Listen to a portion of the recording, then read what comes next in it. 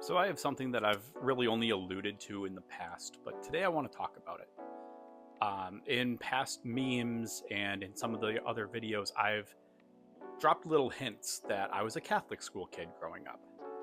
And I've been reflecting on really my entire journey, but how that impacted my journey, and I've come to some conclusions that I want to share today. So, growing up, I attended Catholic school from kindergarten all the way through 8th grade, so ages 5 until 14. And there was a lot of pressure in those sorts of settings, a lot of routines that were faith based. For instance, every Wednesday from 1st grade onward, and occasionally as kindergartners, even I remember it was like once a month the kindergartners would even go. We all attended Wednesday morning mass as an entire school, and every grade would take a turn to lead the mass, reading scriptures, leading the psalms, leading all these things, the petitions, which is like when you offer up your specific things that you want to pray for. And oftentimes it was forced that we need somebody to read scripture. Okay, you do it. And I was kind of lucky in that I had a large class the whole way from kindergarten all the way through 8th grade. And by large, I mean there were 21 students in my grade when I graduated. That for that school was very large. I remember grades of 7 or 8 kids in the entire grade. Not just the classroom, the grade was like 7 or 8 kids. So if you were in one of those grades and your turn as the class came up, you were probably going to have to do something. But that faith-based core was there from kindergarten all the way through 8th grade. And by the time you hit 5th grade, that's when you had to do this program called Family Life. That was the curriculum that the Catholic churches, at least a lot of the ones in my part of Wisconsin, because I've asked people that attended other Catholic schools this as well. Family Life seems to be the one at that time that people were using.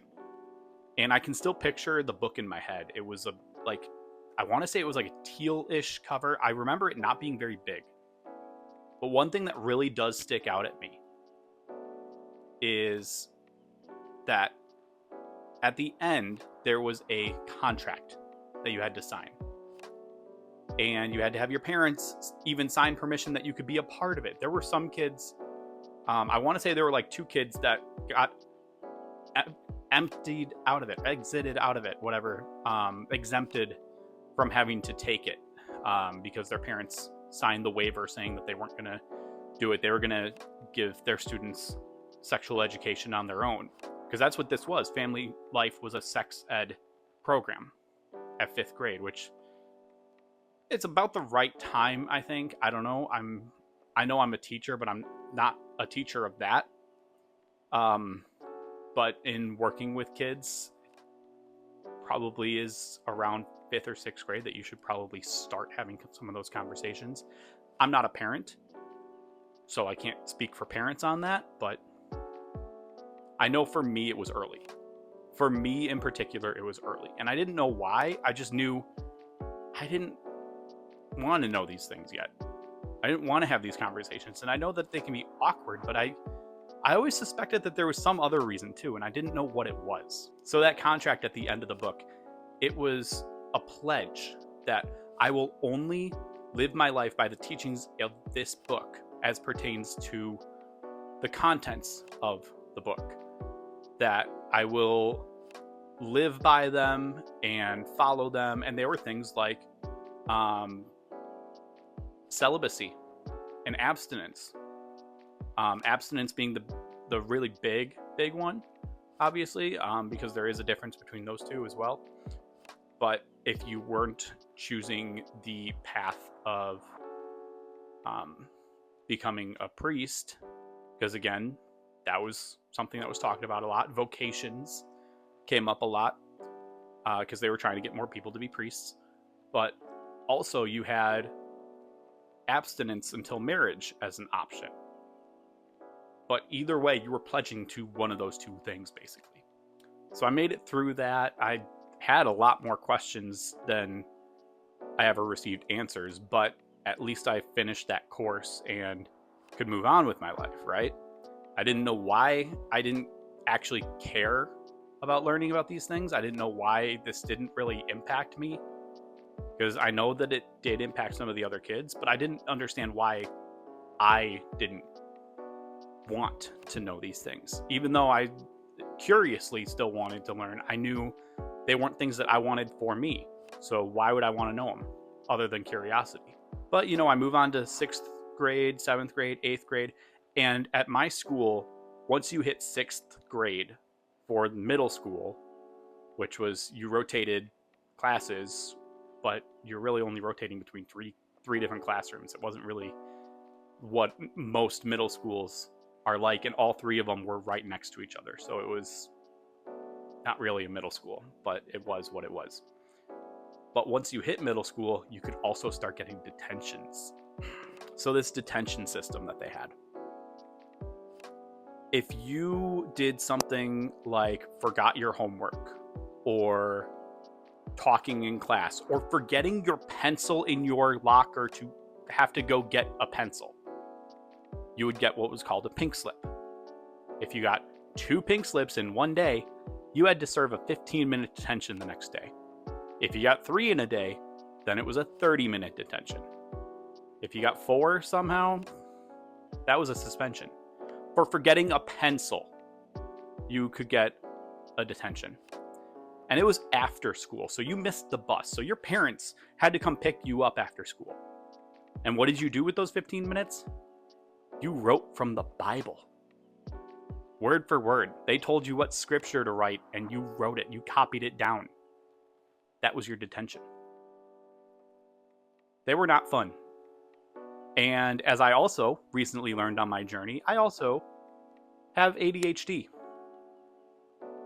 Especially in 6th grade, that first year transitioning into this new, I don't keep my things in my desk, I have to go get them from my locker life. I left a lot of pencils in my locker, and I got a lot of detentions. They dwindled down come 7th grade, and by 8th grade, I think I only had like 5, but 6th grade, I probably had like 40 detentions that year alone, because that's how strict they were.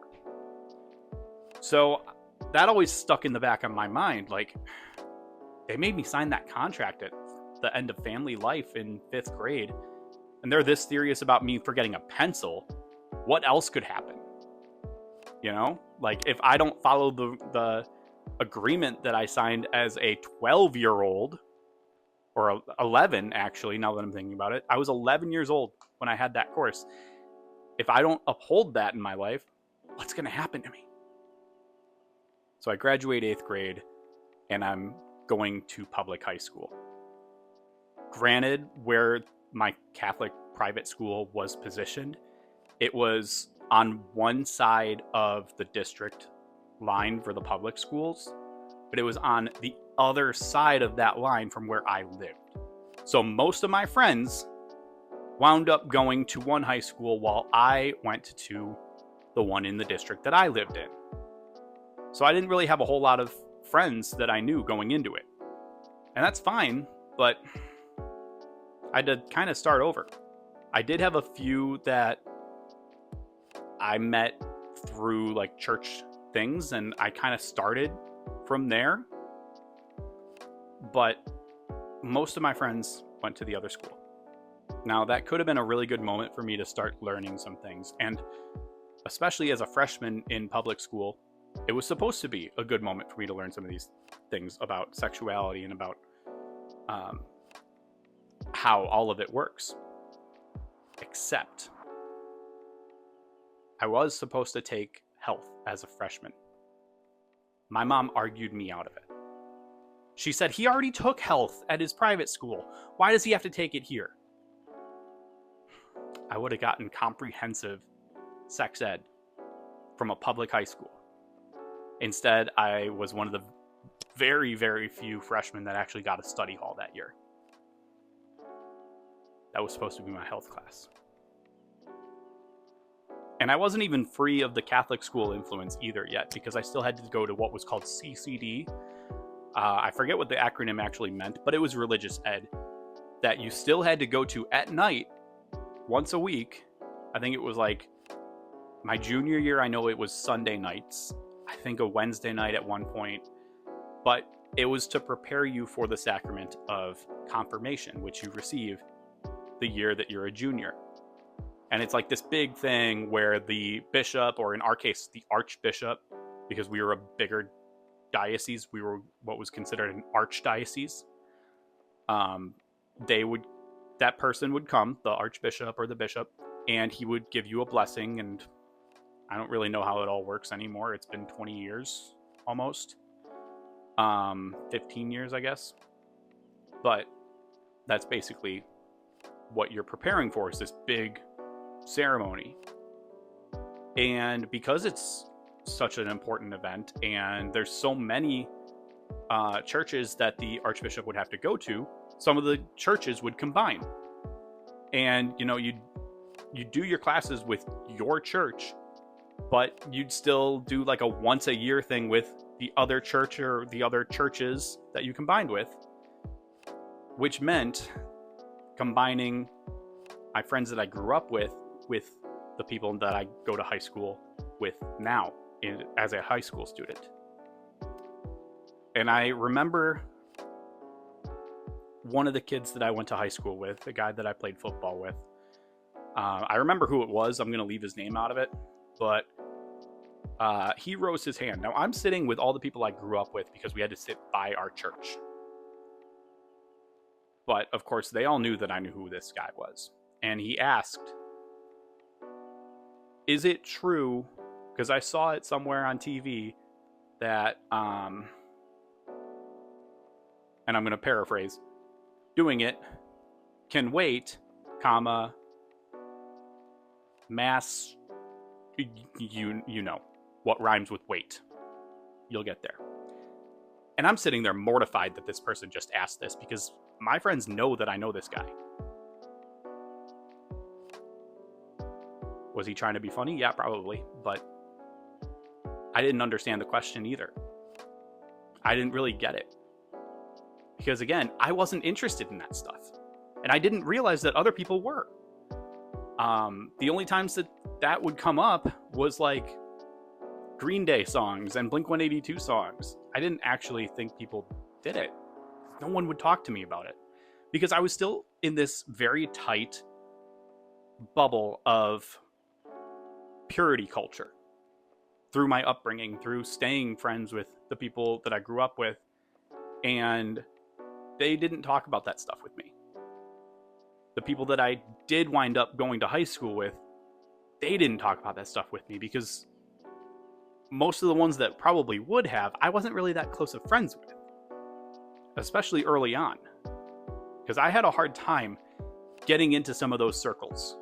As the new kid that came from the other Catholic school, from the other side of town. Even the Catholic school kids that did go to my high school came from that other school, that other church, not mine. So I had a hard time finding my people there, especially early on. But I'm sitting there and I'm like, I don't know, guys. I don't know why he just asked that. And that was like the most sexual innuendo type of conversation that ever happened in high school for me, because people just didn't talk about it. Now, this next story you probably have heard if you watched my video with Rachel. When I got to college, much different story, because now I'm out of that community entirely. The people that I grew up with from that church, they all went off to other high school or other colleges. I don't think anyone from my grade school that graduated as an 8th grader came to the college I came to. I think one person did, and she left after 5th grade. And I don't think anyone else did. So it was pretty much a clean slate. With that clean slate came that first roommate who I've talked about in the past, who very early on in living with him, and I didn't know him, I was paired up with him randomly. He grabbed a bunch of condoms from the health center, and taped them to the wall in a giant peace sign. That was one of the biggest culture shocks that I experienced right out the gate. Because again, yeah, I listened to Blink-182, but that doesn't mean that I'm like gonna do something like that. They joke about that stuff in their songs, but I'm not gonna do something like that. And I've watched some movies, like the American Pie movies I watched with my friends in high school, but that doesn't mean I'm gonna act on some of those things. I thought it was all for show. Here he is doing that stuff. I also found that with having been that Catholic school kid and having that bubble of purity culture and some of that fear that was instilled in me, that relationships were also harder come college. In high school, it was high school romances, going to a dance, holding hands. Maybe you'd kiss each other on the way to your separate classes in the hallway. That was it. But come college, there were bigger expectations of me. I remember having one girlfriend my junior year. Right out the gate, she wanted to do things that I wasn't ready for, or that I didn't want to do. And I, again, just thought, well, maybe this is just her. Just like I thought with my roommate, maybe this is just him. The funny thing is, I always knew I was different, but I never had a reason to understand how or why. I didn't know that there was a difference in me, even though I felt like there was. I didn't know where that difference was. I didn't know that the difference was that I didn't experience sexual attraction, because I didn't think anyone else did either. And now here I was at college, and maybe the stuff isn't just jokes. Maybe some of these things people are actually serious about. So that girlfriend my junior year, she wanted to do things and I didn't. And I remember a couple of times that we had sort of fights about it. And at one point, we did the Ross and Rachel let's take a break thing. And I meant a break. I meant not a breakup, because I'm the one that suggested it. And I was trying to be very clear, like I didn't want to break up. I want us to take a little bit of time for ourselves and regroup. And I went out for a friend's 21st birthday. She showed up. I wasn't expecting to see her. And she wanted to talk. And she wanted to work things out that night. Now, of course, I was already under the influence, because I'd been, we had a bigger party with the people that weren't 21 yet. And then we went out with those of us that were 21. She showed up. I wasn't expecting to see her because she also wasn't quite 21 yet. She had a few months yet. And she used a fake to get in. I didn't even know she had a fake. She's trying to talk to me and work things out. And I'm like, let's do this tomorrow, when we're A, in the right state of mind to do this conversation, because we're not right now. And B, when it can be about us, because right now it's about Kurt. It's about my friend who's turning 21. That's who I'm here for. So let's talk in the morning. So she goes off. I go back to my friends. A little bit later, we decide let's go out on the dance floor and just try to have a fun night. And keep in mind, my group was just guys. It wasn't even like there were any girls with our group. We were just trying to hang out as guys. We get out there, and there she was, making out with a complete stranger, while knowing I'm in the building, knowing that I was probably going to see it. So another friend of mine, he grabs me because he saw me talking to her earlier. He knows who she is. He pulls me outside. He goes back in, gets the rest of the guys. We leave. And I'm thankful that he did that, because I was very hurt in that moment. but I didn't have a confrontation. I don't know what I would have said, but I know it hurt a lot. I wasn't angry, I was just hurt. And it stemmed particularly from my unwillingness to be with her the way she wanted me to be with her.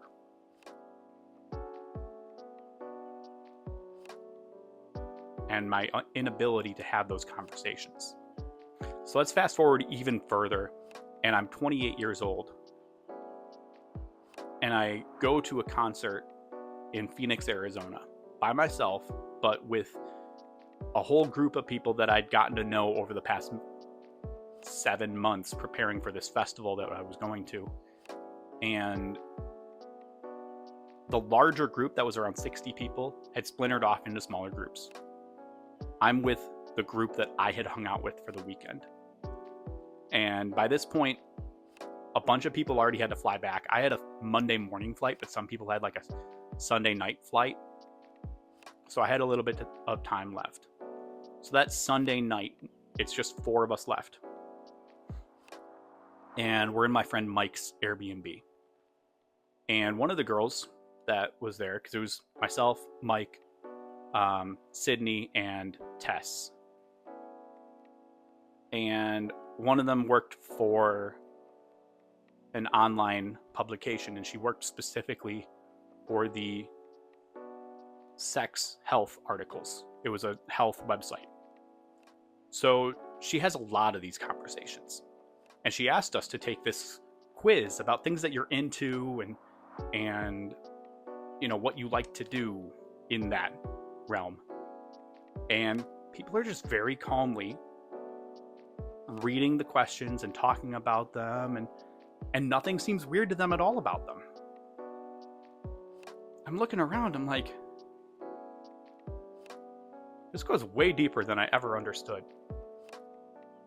This is the normal.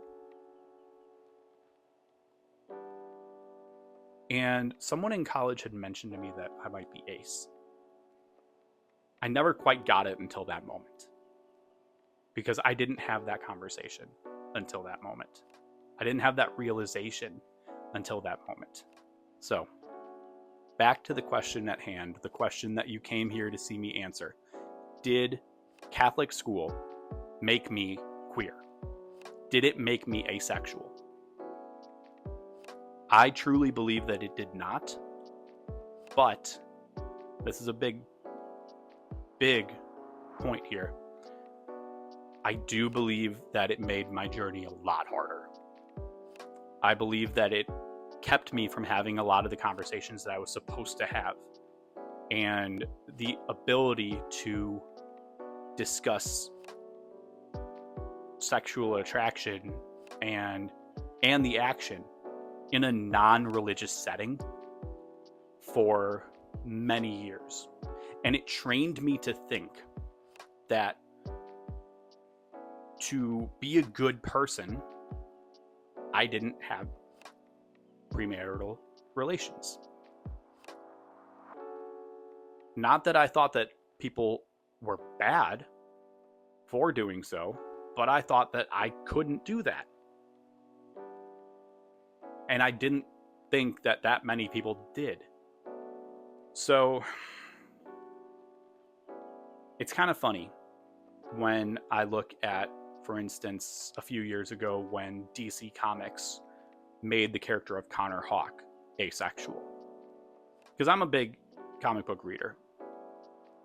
And one of the critiques that a lot of comic book fans made of that storyline is, oh, you can't make him asexual. He swore a vow of celibacy to become a monk. Here's the difference between the vow of celibacy that Connor Hawke signed and my experience. Connor still had those conversations. And being that asexuality is a spectrum, and for me, I'm way on the no thanks, never side of the spectrum. It doesn't mean that Connor Hawke is in the same spot as me. He could be halfway, he could be whatever range you want to imagine in your brain is the spectrum. He could be anywhere on it. But the difference is he got to have those conversations still, especially with his dad being Oliver Queen. I'm sure he had those conversations at some point. But I related very strongly when those critiques came up, because that was kind of my lived experience. Like I said, I don't think that Catholic school made me ace. It just made things a lot harder to learn.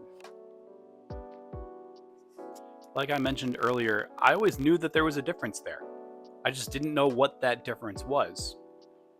Not being able to have those conversations outside of a religious context kept me from my truth. That's what I believe. Not that Catholic school made me queer, but that it hid it from me. But I'm happy to know my truth now. I was always me. That was never going to change because I went to Catholic school. Catholic school wasn't going to change who I was. And eventually I found it. I'm so thankful that I found it. Did you always know your identity, or did it take you a while to learn it? Did you feel like you were kept from having some of those important conversations, or were you able to have them early on? I want us to share some of these stories because I do think that it's helpful for people to see when there is something that they can relate to. Like I felt when the Connor Rock storyline happened. And when people started talking about it like that, I felt seen. Even in people bashing it, I felt seen in a way that doesn't really make sense, but does. So let's share some stories. Leave them in my comments. And if you liked this video, don't forget to click that like button, subscribe for more Aro and Ace content, and share it with others. Remember, your journey is just as authentic as anyone else's. I hope that you find what you're looking for and that you can live your most authentic truth, however that looks for you. Thank you for being here, and I'll see you next time.